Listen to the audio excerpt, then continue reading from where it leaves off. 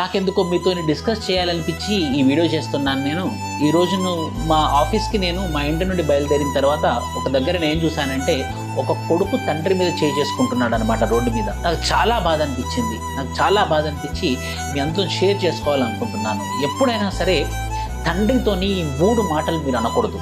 మూడోది చాలా ఇంపార్టెంట్. మొదటిది, నువ్వు ఏం సంపాదించావు, నువ్వు అసలుకి నా ఫ్రెండ్ వాళ్ళ ఫాదర్ అది చేశాడు, నా ఫ్రెండ్ వాళ్ళ ఫాదర్ ఇది చేశాడు కానీ నువ్వేం చేసావు, నువ్వు లాస్ అయ్యావు, నువ్వు అమ్ముకున్నావు, నువ్వు ఎలాంటి ఆస్తులు సంపాదించలేదు అని చెప్పేసి ఎప్పుడు కూడా మన తండ్రిని మనం అనకూడదు. 2, నువ్వు నాకేం పెట్టావు, నువ్వు నాకేం చేసావు, నువ్వు నాకేమైనా డబ్బులు ఇచ్చావా, నాకైనా పాకెట్ మనీకి ఏమైనా ఇచ్చావా, నాదైనా కాలేజీలో పెద్ద కాలేజీలో చదివించావా, నాకేం చేసావు, ఇది కూడా మనం ప్రశ్నించకూడదు. చాలా బాధ అనిపిస్తుంది.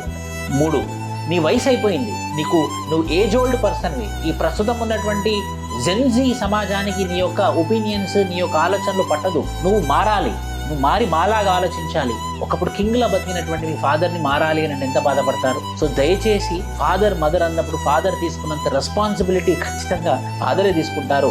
సో ఫాదర్ని ఎప్పుడు కూడా మనము కించపరిచినట్టు మాట్లాడకూడదు. Thank you.